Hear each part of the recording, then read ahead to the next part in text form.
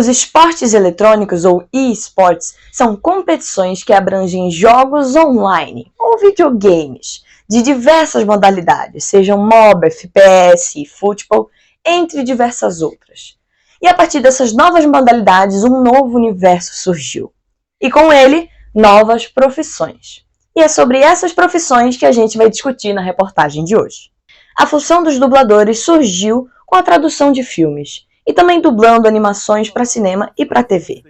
No mundo dos jogos, essas vozes também aparecem, como é o caso da Tá Durães, dubladora que já fez filmes como Mulan, a série Grey's Anatomy, entre muitos outros trabalhos. Já no mundo dos jogos, ela ganhou um recente destaque como personagens queridinhos dos gamers, como a Sage do Valorant, FPS da Riot Games. Eu tô aqui com a Tá Durães, a dubladora da nossa querida Sage, e eu vim conversar aqui rapidinho com ela sobre como começou esse projeto com a Riot. Eu sou dubladora há muito tempo, já trabalhava no estúdio que eles fecharam para poder fazer o Valorant.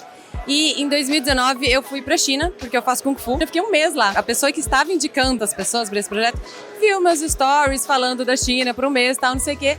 E me indicou pro trabalho. E aí, quando eu voltei, rolou essa chamada pro teste. Eu fui fazer o teste, não sabia do que era, porque eles não dão muitas dicas.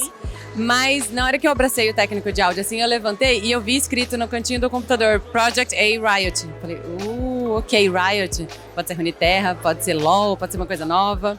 E eu já tinha feito cartas de Runeterra, então achei que não era. E aí eu cheguei pra fazer o teste quando eu vi as falas, porque pra jogo você não vê o personagem, né? Você vê um Excel com as falas e o Pro Tools, né? Que é o programa com o áudio. E aí eu vi, tipo, sou tanto espada quanto escudo. Eu falei, é suporte. Eu sempre joguei de suporte na vida, eu sei o que fazer. Tipo, eu sei o que fazer. E aí, tipo, foi o teste mais de boa, assim, que eu acho que eu já fiz na minha vida, mais confiante. Então, além de a semelhança com o Kung Fu, ter visitado a China, ter essa semelhança aí com a Sage, você gosta muito de fazer cosplay dela, inclusive. Eu sei do que é, mas conta aí do público pra gente. Essa daqui é a Sage Duelista, muitos chamam de Sage de Batalha, que ela surgiu, acho que no começo desse ano. Cara, mandando, tipo, mamacita, falando, eu resolvo isso daqui, sabe? Indo pra luta. E eu não aguentei, eu falei, eu tenho que fazer, porque eu faço todas as versões que aparecem. O que a Riot pode estar prometendo aí? Novas falas da Sage, quem sabe, cinematics. Olha, faz pouco tempo apareceram algumas cinemáticas novas, inclusive que a Sage realmente falou, porque a volta e meia aparecia e não hablava nada, né? Pelo amor de Deus. Mas ela apareceu falando um monte de coisa, falando inclusive chinês. Eu não falo chinês, mas a gente deu uma fakeada ali, né? Se virou nos 30.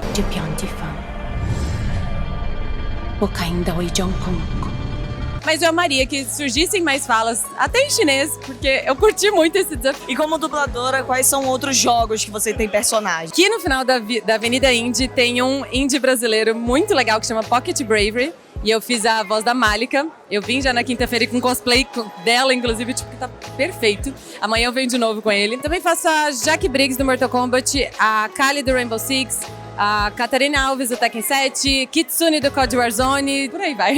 Muito obrigada pela sua entrevista, tá? Foi muito bom. Tem alguma palavrinha, uma fala? A missão de vocês não acabou. Maravilha, muito obrigada. É isso. Quis fazer também. Podemos dizer que a primeira profissão a aparecer com esse novo mundo dos esportes foram os jogadores profissionais. Afinal, o primeiro campeonato de videogames aconteceu na década de 70, na Universidade de Stanford, na Califórnia, conhecido como Olimpíadas Intergalácticas de Space War. O torneio foi disputado entre estudantes da faculdade e a premiação era um ano de assinatura da revista Rolling Stone. Na década seguinte, a Atari organizou a primeira competição em larga escala de Space Invaders. Desde então, essa nova profissão foi ganhando mais espaço. Conversamos com duas jogadoras da equipe de Valorant da Team Liquid, Daiki e Isa, sobre as suas expectativas para o Mundial do mesmo jogo do cenário inclusivo, o Game Changers. Nós estamos aqui na frente do stand da Team Liquid com a Daiki e com a Isa, jogadoras do nosso querido time inclusivo de Vavá, que em breve irão para o Mundial, agora em novembro. Então vou fazer algumas perguntinhas rápidas sobre como está essa sensação para o Mundial, sobre como foi esse ano de campeonato para vocês duas. Vou começar perguntando para você, Daiki. A gente sabe, acompanhou que esse ano, pelos qualifies, foi uma situação um pouco mais complicada, vocês não conseguiram desempenhar o que vocês gostariam de ter desempenhado. Como foi mudar essa mentalidade? O que aconteceu para vocês chegarem na LAN tão forte como chegaram? Eu acho que o fator principal foi a gente agir como time e estar dentro do servidor como time, porque a gente, assim, nós como pessoas, a gente sempre foi muito próximo, a gente sempre teve uma relação muito boa, só que parecia que estava faltando alguma coisa dentro de jogo mesmo, sabe? Essa união dentro do jogo. Daí o que a gente fez foi mudar um pouco a preparação, nosso estilo de passar o tático e tudo mais, e foi uma coisa assim que explodiu, fez sentido para todo mundo e deu muito certo no campeonato. Maravilha. E aí, falando um pouco mais sobre a LAN, Isa, como foi estar na experiência dessa LAN com as meninas e ver, não, agora vai, e dar todo o gás possível, como que a LAN mudou a energia de vocês, ou se mudou? Eu acho que mudou com certeza, eu acho que é outra vibe, a gente tá lá gritando, comemorando, a vizinha tava muito hypada, tava hypando muita gente e eu acho que isso passa outra energia pro jogo, a gente joga muito mais feliz e animada. Para os times que já estão se classificando para o Mundial, tem algum que vocês estão olhando com olhos, tipo, a gente precisa se preparar melhor, que vai ser um desafio maior ou todos vão ser desafiantes? Como que tá essa preparação? Acho que a mentalidade certa é que todos vão ser desafiantes, mas tem um que, assim, na minha percepção, acho que a Isabelle vai concordar comigo, mas é o time que a gente quer, assim, primeiro dia de jogo a gente quer jogar contra, que é a Version 1, que daí já tira um peso das costas também, porque elas também são favoritas, então tira o peso das costas e a gente vai ganhar com certeza, e daí já começa muito bem o campeonato. Perfeito. E como que tá essa sensação do peso nas costas, do favoritismo, ser o único time brasileiro, tem uma pressãozinha aí? Pô, com certeza tem uma leve pressão, mas eu tô mais feliz de estar aqui no Brasil do que qualquer outra coisa. Eu acho que a torcida tá do nosso lado, é algo que vai favorecer muita gente. E tem alguma coisa que vocês queiram complementar pra galera que vai estar torcendo para esse Mundial? Um voto de confiança, a gente sempre confia em vocês, isso é claro, mas qualquer coisa a mais. É algo que eu já falei. Ano passado eu sentia que a gente poderia ter ganho também. Esse ano eu sinto 1000 vezes mais, então acho que eu nunca estive com tanta certeza e com, assim, praticamente com uma mão no troféu já. Eu tô muito confiante para esse campeonato e eu quero passar essa confiança para a torcida também. Em relação aos outros times brasileiros que vocês enfrentaram, a Loud, a Legacy, como que é a relação de vocês com as jogadoras? Eu lembro de ver algumas vezes no chat, vocês torcendo uma pelas outras. Como que é essa relação com as outras meninas? E o pessoal do cenário em geral, né? Inclusivo.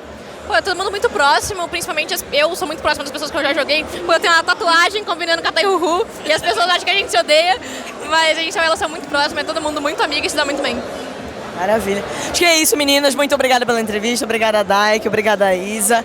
A gente vai estar torcendo 100% Liquid nesse Mundial e eu espero que vocês desempenhem o melhor de vocês. Tem uma frase sua, eu vou citar, que me marcou muito quando vocês classificaram da última vez, que foi do trabalho com essa psicóloga, de todo esse apoio. Ninguém quer tanto quanto a gente. Não lembro exatamente qual é a ordem das palavras, mas era uma coisa assim. E a gente vê essa querência, um termo muito aleatório, do quando vocês jogam.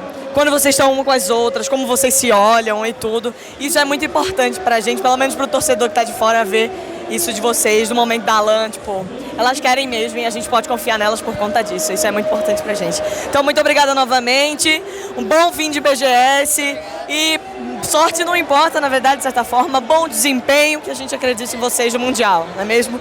Obrigado, meninas. Alguns desses pro players abandonaram uma carreira profissional e migraram para as live streams, que são transmissões ao vivo realizadas em plataformas como o YouTube e a Twitch, em que o streamer joga partidas de jogos variados e interage com o público em tempo real. O FRTTT é um desses casos, de ex-pro player que virou streamer. Fim de BGS, eu tô aqui com o FRTTT, também conhecido como Leonardo. Sou eu mesmo, Leonardo. Não é o DiCaprio, mas sou eu. Tá parecido, pô. Lembra, fundo do olho. Exatamente.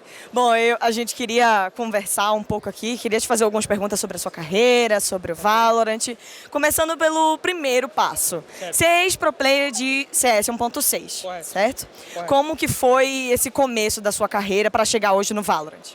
Eu comecei a ser profissional com uns 13 anos, na verdade. E aí joguei profissional aos 13 aos 18, mais ou menos. Foi uns 4, 5 anos aí jogando. Comecei a jogar campeonatos mesmo oficialmente 16 anos. Aos 16 aos 19, vai, dar uns 3 anos de competições. E aí eu joguei o CS 1.6, o CS Source e o CSGO. Aí fui profissional dos 3 jogos. Aí você teve uma pausa na carreira de pro player, entrou para economia, se não me engano, alguma coisa nessa área, e depois voltou pro Valorant, não foi? 16 anos, na verdade, eu ingressei na faculdade. E aí eu fiz administração, contabilidade e eu tenho pós-graduação em finanças também. Aí eu trabalhei também, sempre intercalando com a faculdade o trabalho. E aí foi esse momento que eu larguei os jogos, né? Eu voltei em meados de 2020, na pandemia. Você era streamer da W7M e aí passou para Liquid, inclusive foi na viagem para os Estados Unidos que você fez o anúncio para ingressar na Liquid. Como foi essa viagem? Como foi essa transição para Liquid?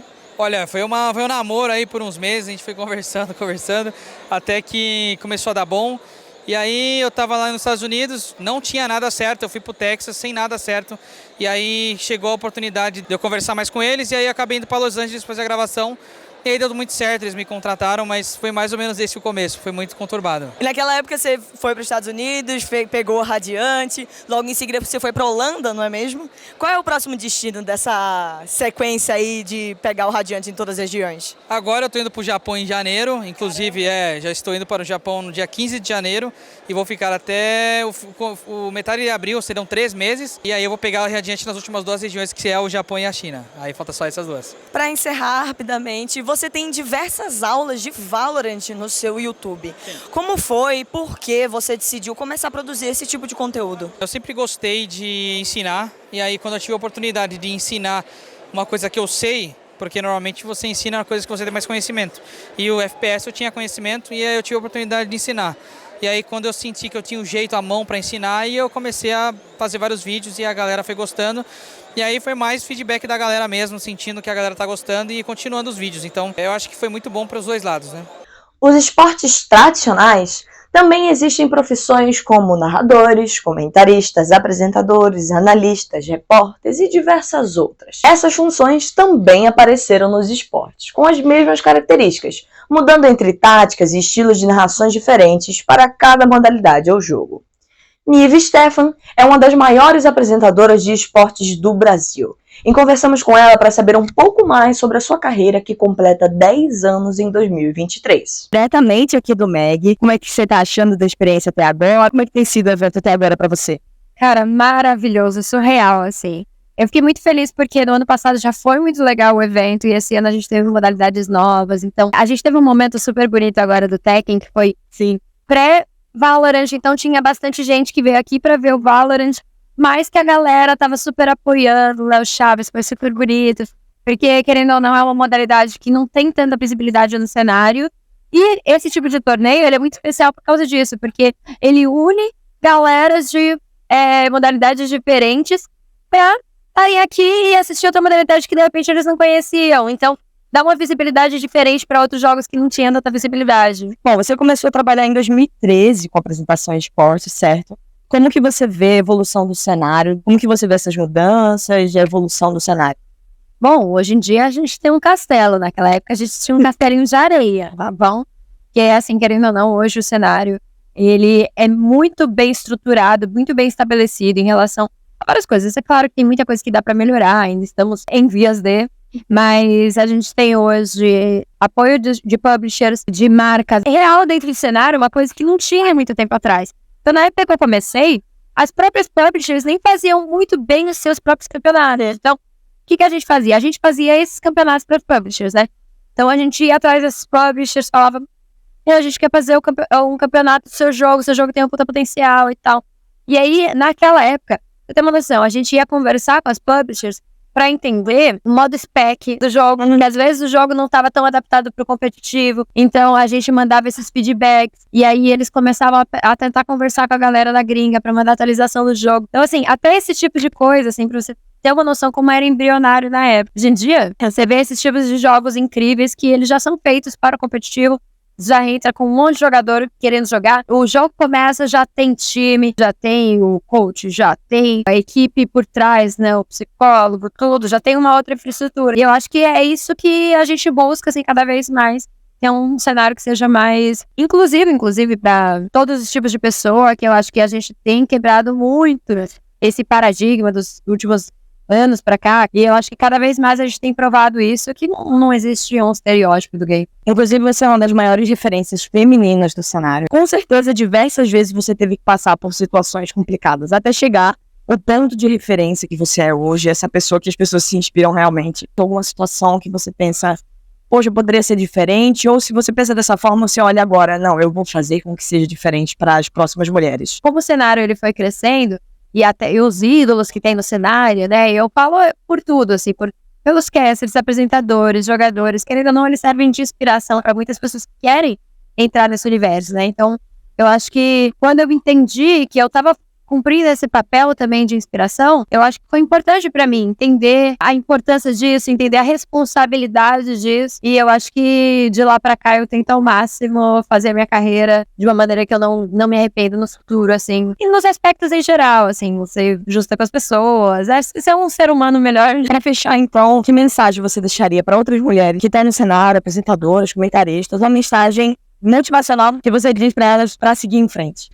Cara, tudo que eu posso dizer é, olha, se teve muitos momentos na minha vida que eu fiquei assim, acho que é melhor não. Pô, 10 anos depois estou aqui, muito feliz com tudo que aconteceu na minha carreira, então, e eu sei a diferença que foi o cenário para o que ela é hoje, assim, na época que eu comecei, não tinha mulheres nesse cenário. Eu fui a primeira apresentadora desse cenário, então, assim, querendo ou não, foi uma coisa que com o decorrer do tempo a gente foi conquistando espaço e olha quanta mina incrível tem hoje. Olha para os lados e vê como você tem casters incríveis, narradores, comentaristas, apresentadoras, jogadoras. Então, esse universo ele já está muito bem permeado dessa representatividade para a gente não ter a menor dúvida se o nosso papel é aqui ou não, entendeu? Tudo que eu posso dizer é, se você tiver alguma dúvida, não tenha. Deixa isso para lá, isso daí ficou no passado. E esse estereótipo de que só tem homem dentro do universo também é coisa do passado. A gente, daqui para frente, é só esperar mais uma nova geração que vai vir aí, entendendo que tem mulheres nesse cenário e cada vez mais com mulheres, até a gente ter, realmente, com o tempo, eu acredito, do fundo do meu coração, que com o tempo a gente vai ter metade realmente entre homens e mulheres em cada jogo, mas de uma forma geral vai ser assim. Tem uma coisa que eu sempre dizia, eu me lembro de fazer palestras 5 anos atrás, era Portugal, falando das coisas que eu achava que tinha que melhorar aqui no Brasil, e eu falava muito sobre a importância das publishers contratarem, terem um casting feminino também, né? Ter entre homens e mulheres também na bancada de narração, na mesa de análise, e também campeonatos femininos, né? Isso era uma coisa que eu vivia dizendo. E hoje em dia, olha a quantidade de campeonato feminino, de caster feminina que tem. Sim, hoje em dia as publishers entenderam muito bem isso. Então, eu acho que é isso. É só o tempo ao tempo. Segundo a pesquisa Game Brasil, o esportes é um dos mercados mais crescentes no Brasil e no mundo inteiro, o que dá espaço para investimentos de diversos mercados. E assim, aumentando novas oportunidades de emprego para diversas pessoas em diversos cargos nessa área de esportes, como apresentamos nessa reportagem.